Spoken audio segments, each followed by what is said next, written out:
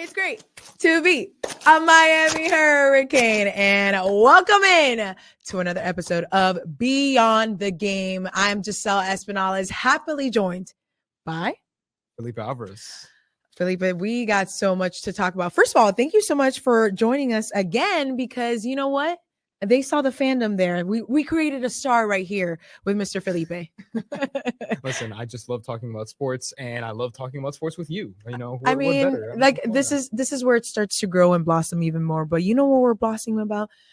That's why we're wearing our Canes gear. The Canes. How do we begin this? Oh wait, let's see. Let's try it out. There we go. Yeah, we're trying all the things out. Oh my gosh. The Canes have made it in to the college football playoff, and we're going to celebrate as we lead into that game on December 20th, College Station against who, Felipe? Texas A&M Aggies. Let me tell you something. Kyle Field is a very hard place to play a football game. You've been there? No, I have not actually. I've been outside of the stadium and counts. Seen it.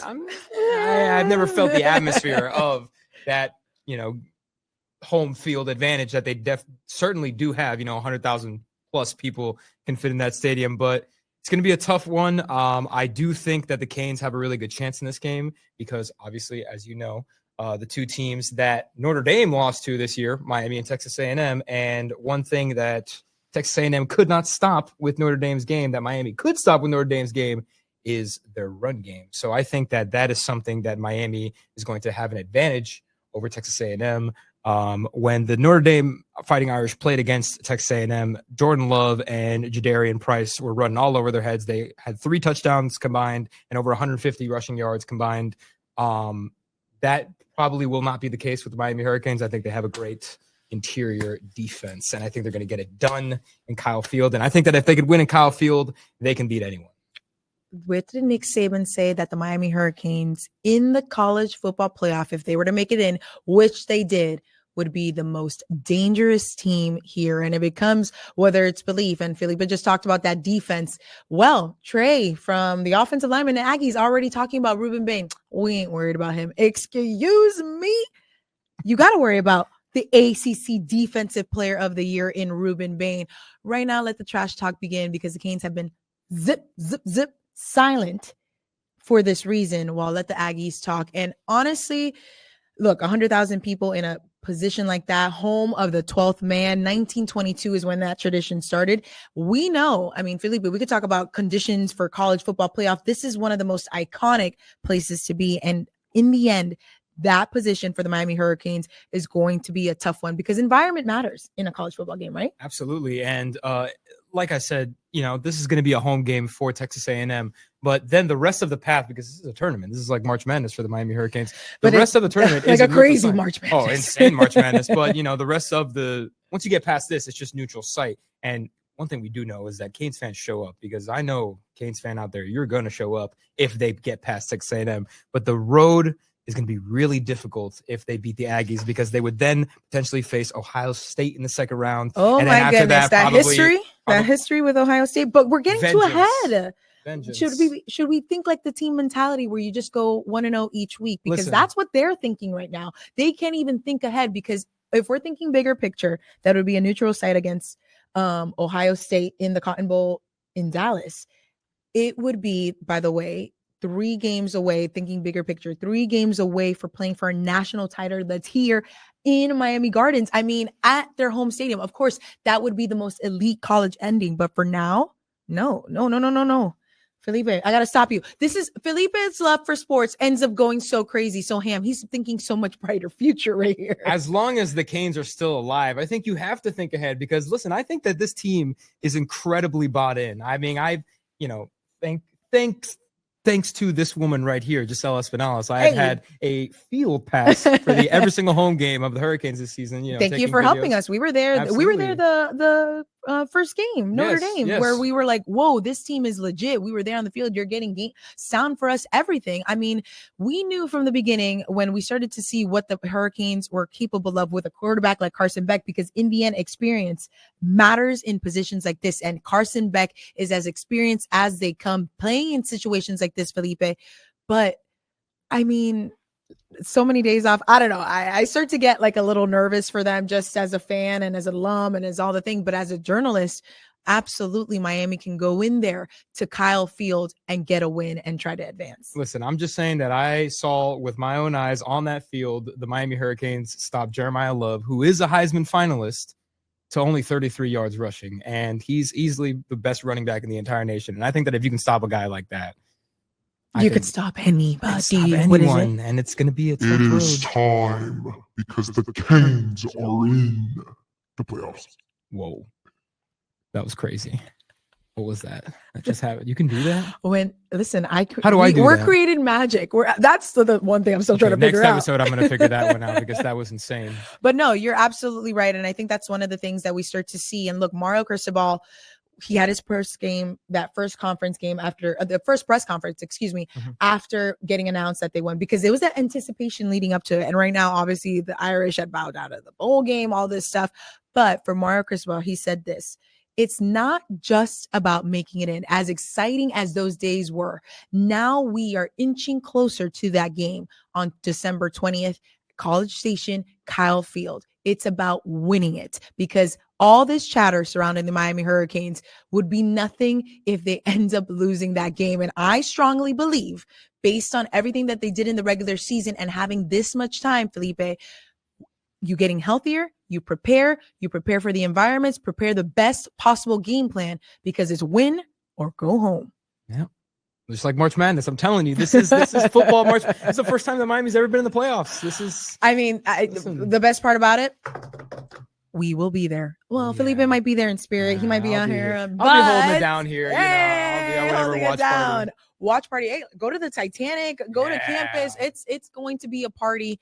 11 a.m. Central, 12 p.m. kickoff time. We are going to be out there. I'm going with one of our great photogs, Richard Cape, as he also is a huge Canes fan, but also does incredible work on the field shooting the game. He's so tall. So tall. Oh, you can't miss him. If you go to a Canes if you ever game, see him, you're going to know who Richard is. Old guy. He's about 6'7". He's so tall. Oh, my God. You know, being out there and having the privilege to go cover a game like this, never take it for granted, because also you're seeing this group be the last group together.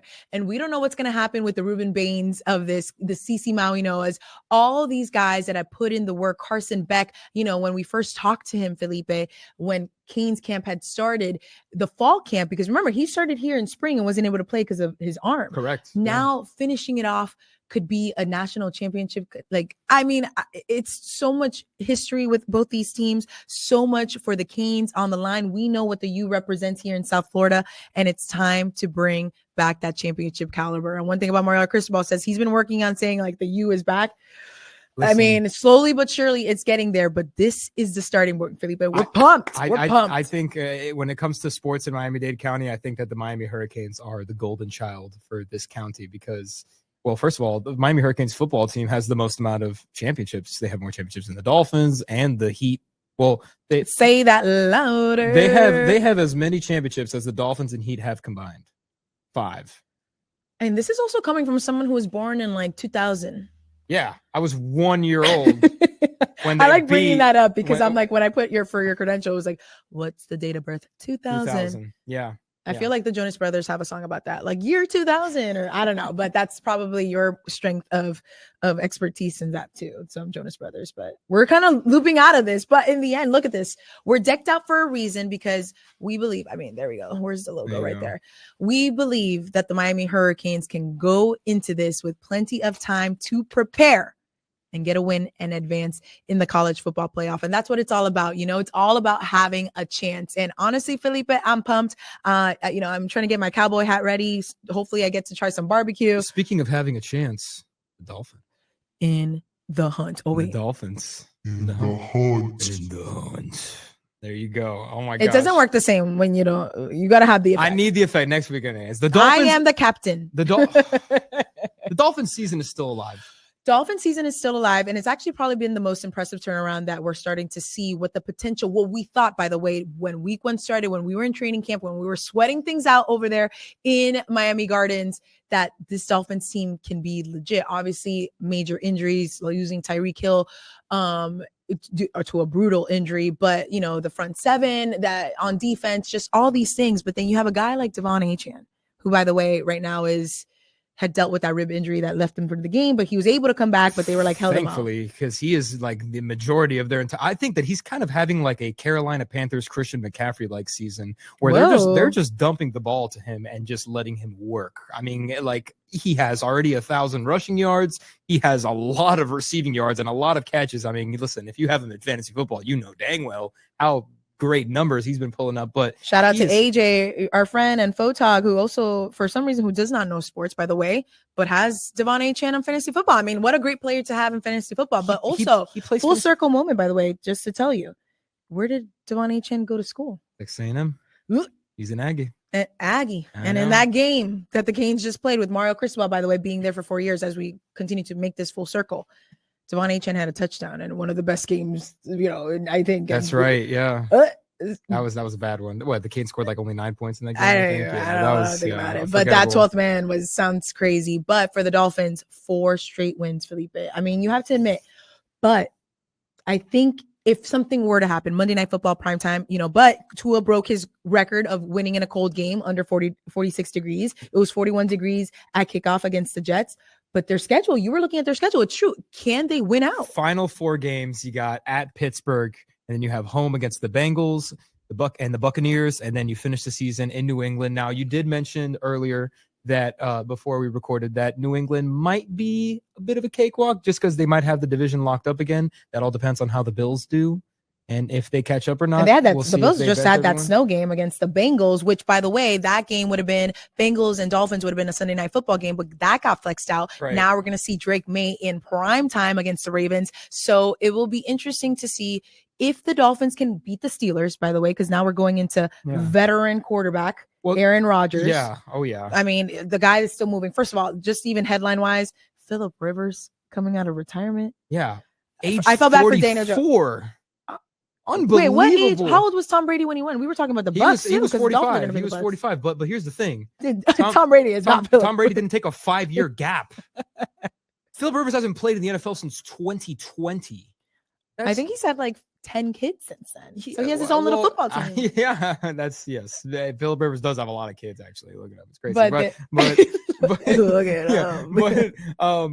Yeah, no, I mean, the Steelers and the Buccaneers are both playing for the division. I believe they're both tied at the top of their divisions. And that is why it's going to be really competitive. And that's why I think it's going to be tough. And honestly, I'm not feeling confident about the Dolphins' chances because of that. But hey, 4 straight wins is 4 straight wins. They can carry that momentum any given Sunday. In the hunt. In the hunt, indeed. I mean, it's the best kind of words right now when you start to see that they're entering week 15 to still be in the hunt when the team started 1-6. You know what? Let's believe a little bit for the Miami Dolphins because also it's been a while since they won a what? Felipe wasn't even alive. Wasn't even alive. But like what we're doing. I mean, not what we're doing. We're not supposed to say we. Just remembering that. That one's for my boss, Mr. David Henderson, who, by the way, wants to live as long as possible and see a Dolphins Super Bowl win. But I was like, I hope you have really good, medical insurance and everything to keep yourself healthy because that might not happen in your lifetime. Yeah, they might have to throw his brain in some AI chamber for that to happen. I don't know. We'll see. Wait, like a Walt Disney moment. So, exactly. We're going to have to freeze his brain, cryo chamber. I don't know. But hopefully, hopefully Devon Achane would be good to go. We'll hear from the team. Tua talks on Thursday, as they get ready for that Monday Night Football game against the Steelers in another cold environment, by the way. But Tua already broke that record, so it's on to bigger and better things. But what happened tonight? What happened tonight? What happened on Tuesday night? Oh, on Tuesday night? It's a sad day. I don't want to think about what happened on Tuesday night. But eliminated. The Miami Heat. We went from 4 straight wins to now the Heat with 4 straight losses. Felipe, what is going on? Well, I mean, listen, they destroyed the unction. They call it the unction, the LA Clippers, because everyone on that team is super old. And they literally ended Chris Paul's career. Well, they didn't end Chris Paul's career. Wait, the unction? Yeah, the unction. You've never heard that? I just heard that a pig was being pardoned that was named 6'7". I'm trying to catch up. Okay, hold up. Okay, so the Los Angeles Clippers, that's the last time that the Heat won. They destroyed them. They scored like 140 points. They're super old. like that team. I think the average age of that team is like 34, 33 or 34 yeah, or something that's like pretty, that. Like they're very old. which is so young because like, I'm 36, Felipe. You're saying 33 is well, old? In NBA terms, it's no, super, correct. Yes, but yes, they beat up on the unction, of course, with their fast-paced play. But all of a sudden, it seems like the rest of the league has caught up with that pace. I don't understand. But it's also, Felipe, this NBA Cup quarterfinals was against the Magic, who, by the way, started the season against the Magic with a loss. Yes. That 1-point game by the 106 to 105, I believe. Yes. Also, again, happened to be on the road against the Magic. And now this quarterfinals game, which I had talked to Norman Powell.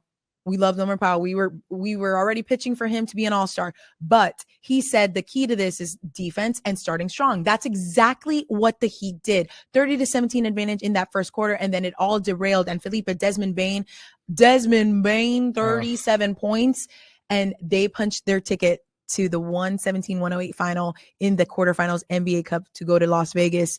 Honestly, Felipe, I think it's one of those things when we start to see these slumps. There's so much season left. And to me, fans are already, Orlando, by the way, I don't know if you followed their Instagram account, but they posted like Orlando Magic. I'm going to vomit, actually. It's not good. It's so catchy. It's so catchy every time I see it. Welcome Felipe Alvarez. It'll be his first and last time saying that's so catchy. Absolutely not. They used the video of, remember when the Heatles, the Harlem Shake. Thank you. Honestly, as we start to silence out, I was upset about that. I saw that and I got so mad. Oh my god, so mad, right? So like who are they? Who is that social team that is trying to get us riled up so late at night? But look, sick to my stomach. What was crazy when we spoke to Norman Powell, before this game, he had been saying that, hey, I told him, I was like, look, this is, for some reason, the Magic are the thorn in Miami's side. We started to see like this in-state rivalry happen. And it's like, hey, it's going to be two teams battling it out. Obviously big money on the line, want to win it for the guys that are new to the roster, I guess the lowered salaried players on the team, but this team just wants to win. And Norman's best mentality, which is why we're now like Storm Norman is our way to go, is the fact that he said that he wants to play for as many championships as possible, because some people, Felipe, I don't know about you, but like they don't like the NBA Cups. Like what is the league doing? But I think it's a good incentive early in the season, push through, and to win as a champion is over $500,000. I mean, I got $2 right now. Yeah, no, there clearly I'll is. Take it. There clearly is incentive. That incentive is money, and I think that it's the NBA's attempt to kind of doing what a lot of soccer leagues do around the world. There's a lot of soccer leagues do the in-season tournament, and I actually think it's great. The Heat are trying to become the second team in this market to win an in-season tournament. Along with we're already going the MLS Cup champion. Well, the Heat will have a couple of days off to, get settled and regroup before they go back to action again. But they were eliminated from the NBA Cup. But you know who wasn't eliminated in their MLS championship? Inter Miami. And then, come on now. Another champion here in South Florida. And when we think about champions, the last one was obviously the Florida Panthers, back-to-back champs, but also Lionel Messi making history, which I don't even know how big his house must be with all the trophies and stuff that he gets, but making history. He has multiple houses. In many countries, I'm sure. Yeah. Two-time MVP consecutively for the first time in MLS history. Yes. So he's already still making it. I think he's 37 years old and playing like he's history. Like 10. I mean, if this isn't just a staple to his legacy already of him being the greatest soccer player to ever live, I really don't know what else he can possibly do to make his legacy better. I mean, and this Inter Miami team, it kind of reminds me of like when the big three, how they lost their first year in embarrassing fashion to the Mavericks, except not one, not two. Right. Well, they didn't really deliver on promises at first. Last year, obviously Inter Miami was eliminated in the first round. Which, by the way, that one no alone, one expected. Nobody expected that because they had won the Supporter Shield. Correct. They did everything. The best record, all the things. Lionel Messi, it is what it is. But to finish with the championship, Felipe, is pretty impressive. And now it was their last game ever. You've been to games out there, of course. No. But but Felipe always wears his Inter Miami stuff, pink shirt, rocks the pink. Well, I watched, but listen. It's far out there. He was an advocate for Metro Mover. I am in South Dade, and that stadium is in North Fort Lauderdale. The new stadium is going to be right next to the Miami International Airport. Now, traffic is going to be really, really bad because it's right off of the 836. Okay, I'm glad you got my camera on me. This is a We're taking it out. no. This is a hyper local tip for when they move to that new stadium. Hyper local. Take the metro to Inter Miami games when they move into the new stadium. There's a metro stop that goes to the airport, and you can literally hop off the metro and walk to the game. If you want to sit in that 836 traffic, be my guest. If you want to worry about parking in that heavily congested area with the airport and everything around, be my guest. All I'm saying is that there's a metro stop right there, and I think that people should just take the metro. Every time I go to a Heat game, I take the metro. I mean, I'm not going to worry about parking. You're not going to worry about parking, expensive now. Ubers. Felipe is a big $2.50. advocate. This is not an ad, by the way. This is just No, Felipe supporting I'm local just transportation. trying to help the viewers. And all you have to do is, if you live near a metro station, We got lovers and we got haters you of the pay- Beyond the you- Game. You pay $2.50, and then boom. You're I there. mean, that's the best. $2.50 that gets you a hot dog and But ice no. cream, I think, at Costco and a cookie. Oh, correct. But Chicken yeah, bake. We got chicken bake. Yes. But we got lovers and haters of this podcast right now, Felipe. Listen. Whether we sound like a tin, we're not in a tin, sir. We're here in the NBC6 studio in this beautiful room as we continue to talk all things Miami sports. I mean, for the most part, look, what do we got? What do we got on deck? Canes getting ready for the college football playoff. Dolphins looking to extend that win streak. Inter Miami ends their season with champions. Messi. The Heat, we'll figure them out too. The Yeah. Panthers, it is what it is, but so much to look forward to. And this was, I mean, I'll take this one. The audio sounds great. I think so. Yeah, we definitely improved the audio. Yeah. For all the haters out there, thank you. But we also love them. Keep We love the commenting, keep haters. telling us everything appreciate because, as you know, great co-host here with Felipe, but we have so much more to continue to talk about because the beauty about South Florida sports is that it never stops. So thank you so much for joining us here in Beyond the Game. We went full circle on so many things, but that's the whole point. We're talking to you like you are our friends because you are. And again, thank you so much for watching, subscribing. What is it? Subscribe, hit like, Participate, engaging, engaging. engage with us. Thank you for your because we'll talk engagement. all day sports, baby. I will talk all day about sports. All day. Take the Metro Mover. Thank you so much for joining us on another episode of Beyond the Game. We will see you next week.